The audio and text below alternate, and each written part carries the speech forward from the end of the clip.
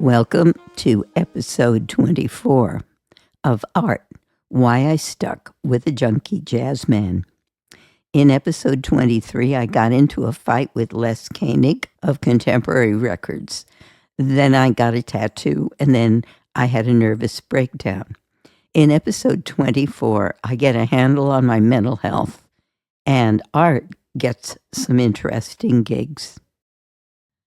The heading is I'm So Blue. I settled into a more or less continuous depression. I did have some good hours, though no whole good days. And sometimes I woke in the middle of the night and felt myself to be absolutely normal again. I felt that I inhabited my body and was in the world. It was the coziest feeling, the most delicious, just to be me and to be here. I'd reach out and touch the immediate actual wall beside my bed with my fingertips, sit up and stare at all my stuff, which was familiar and matter-of-fact, instead of ominous and vibrating with evil implications. I was myself again, instead of some being apart, suspended in some underwater telephone booth, watching the swimming, simple world go by and just pretending to be present. I remained desperate enough to keep seeking solutions. I drove around visiting quacks who charged a lot of money and injected me with adrenal hormones, or checked me for allergies, or made me dump homeopathic sugar pills under my tongue, or loaded me up with vitamins. Each one had their own theory about why I felt so bad. After I'd been going to see Shirley for a few months, I finally worked up the nerve to ask her whether people ever got better. She seemed surprised at the question. She said, "Of course they do." She told me that depression was, quotes, self-limiting. At Olive View, I saw irregularly psychiatrists whose roles seemed to be purely prescriptive. They'd write me up for drugs whose purposes were never really explained. I thought they were for sleep, and whose effects were weird. One pill made electric shocks run through my body. Another was so narcotizing, I had to do jumping jacks throughout the day just to get my blood to circulate, my brain to function. One doctor prescribed Valium, whose after effects made me truly suicidal. I didn't know such depths were possible. That was the lowest moment. One of the psychiatrists told me angrily that I had to work hard if I wanted to get well. But she didn't tell me what kind of work that might be. What did she mean? This went on for 6 months. During that time, I kept on moving, unfocused, shaky. I'd narrow in on what I had to do and do it, complaining all the time. I look now at the old calendars and see that I was tracking our money, responsibilities, appointments, and gigs, and even traveling to some not too distant jobs with Art. Most of what I did during this misery is foggy and forgotten, but I do remember that I accompanied Art to a sideman gig for the singer-songwriter Melanie Sofka. For Marty Page's producer's son David, member of a then very popular group, Toto, Art played a short solo and obligato lines behind one of Melanie's songs. He did about 30 takes alone in the studio, listening to the singer's voice played back in his headset. Each take masterful and gorgeous. Art loved playing behind singers, picking up on the musical line, the words, the emotions, and making something of it. And David gave Art almost total freedom. Just asked him not to linger too long within Melanie's vocal range. It was a thrill always to hear what Art could do. And this job, for an unsophisticate like me, was especially enlightening because the obligato was set so exactly alongside the melody, yet changed with every repetition. When the record came out, we found that David had electronically woven Art's takes together so that he sailed and strode beside himself. One, then two saxophones. On top of that, he'd written out some of Art's other improvised lines and had a chorus or some electronic equivalent sing those lines too, making Art, in effect, the uncredited composer of the entire background, and David, the clever and admiring arranger. Maybe too admiring. He told Art later that Ahmet Ertegun, who was Atlantic Records, had said of the recording, "Too much Art Pepper." The name of the song was "I'm So Blue." But I'm about to emerge from my morass of grief. This next section is called Mental Health. Art always told people what was going on with him. So he told them what was going on with me because it was happening to him. He talked to some back east representative of his horn company on the telephone, and the guy told Art he'd had the same experience. He said his family doctor had put him on a particular antipsychotic antidepressant, and he'd figured out some things to change about his life and had gotten well. Art wrote down the name of the drug. At the same time, roaming the health food stores in search of magic pills and magic vegetables, I came upon a little book called Fighting Depression. It very clearly described what I'd been going through and all the ways to deal with it.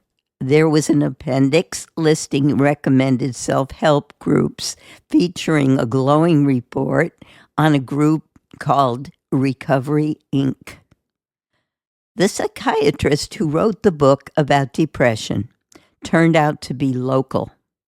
I made an appointment, went in, and told him that I wanted to try the drug the guy on the phone had talked about.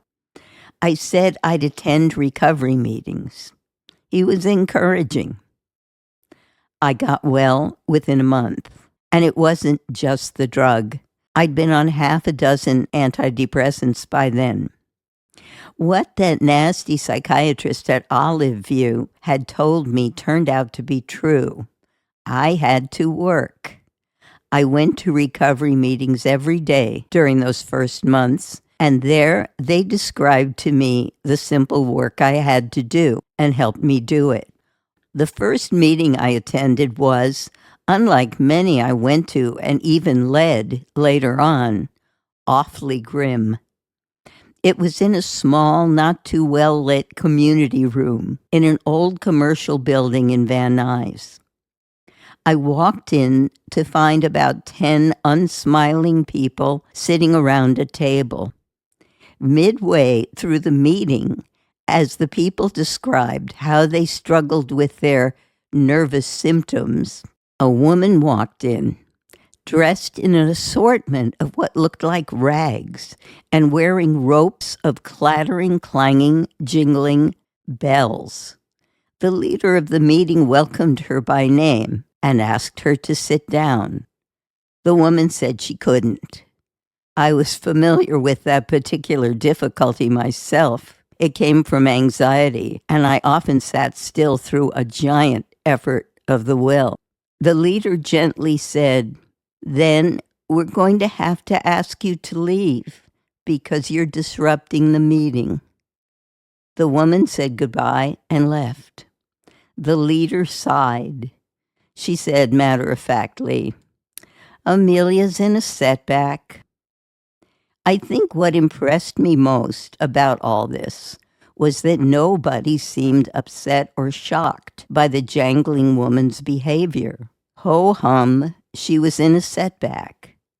I knew I was in the right place because the atmosphere of a recovery group was purposefully cool and unemotional. That soothed me.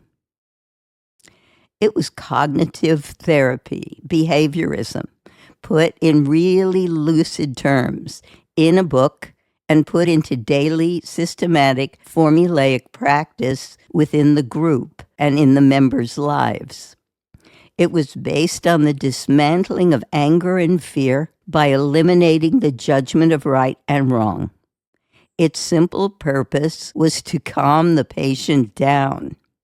The ingenious Vienna-trained psychiatrist who developed the revolutionary recovery method in America during the 1930s and nearly lost his medical license thereby, was long dead by 1976 when I found it. And cognitive therapy as a modality was pretty much unheard of as yet.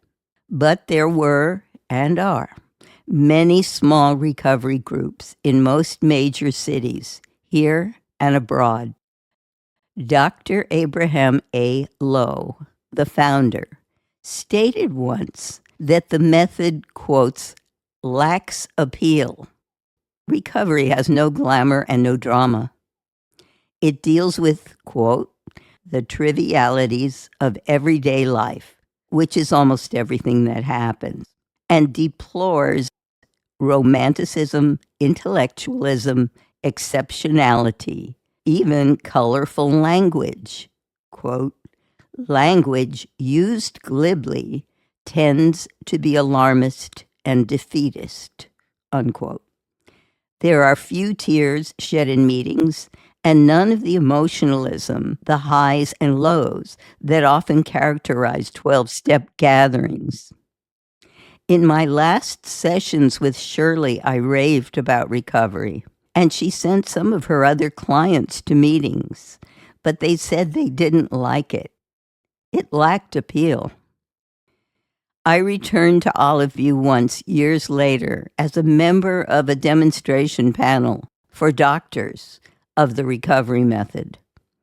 During a conversation afterward, one perceptive and somewhat exasperated psychiatrist pointed out that while his patients were invested in their illnesses, in talking about what was wrong with them, because that's how and why they were able to keep on seeing him, recovery members were invested in being well because the group calls for members to regularly, in meetings, demonstrate the success of the method in their lives.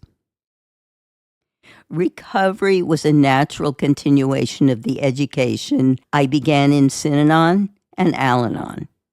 It's just more structured, more specific, cooler, and more clearly defined.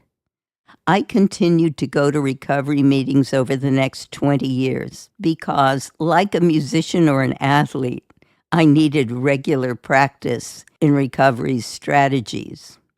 And the most important work of my life has been to learn how to circumvent my inherited tendency to get over-emotional and to catastrophize and misinterpret events.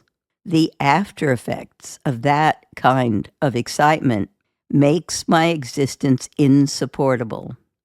Some people seem to be so constituted that they actually enjoy making mountains of molehills, playing out great melodramas, screaming quarrels, life and death emergencies. Me, it makes me sick. 6 months after I began in recovery, I got the rest of the tattoo put on, filled in all the colors. Several years later, I began to let it be seen, and finally to show it off. I got sick on July 6th, 1976, and was well, if a little bit unsteady, by the end of November. Right then, Art did a Shirley MacLaine TV special, a musical extravaganza with the Don Ellis Band, which I got to attend and sneak some photos with a tiny camera. I was reeling a little from the effects of the antipsychotic drug I was still on. And I remember being overwhelmed by the drudgery and repetition, the sheer physical hard work required of McLean, in her 40s then, and the other dancers, and their seemingly endless supply of on-camera joie de vivre and off-camera good manners. I love that kind of simple gallantry and dedication. Something important was developing at home, though I didn't notice it at the time. I look at our calendar for this period, right after I got well, and see that Art had taken charge of it. Almost all the notes on it for January, February, March are in Art's round schoolboy hand, in cheery red ink, with occasional cartoons and exclamation marks for emphasis. For instance, the following was written under Sunday, February 13th, 1977, the day scheduled for his return from a college clinic in Wyoming. Be home early afternoon. I could take an evening job. Laurie, so take anything that comes in for Sunday night. This was circled in red with big staring eyes and arrows and "Attention, Laurie." He'd never been so energetic nor quite so eager to work.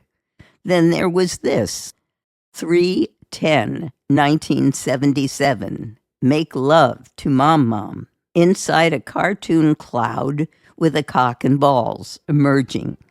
I look at this calendar today, and it just shouts cocaine at me.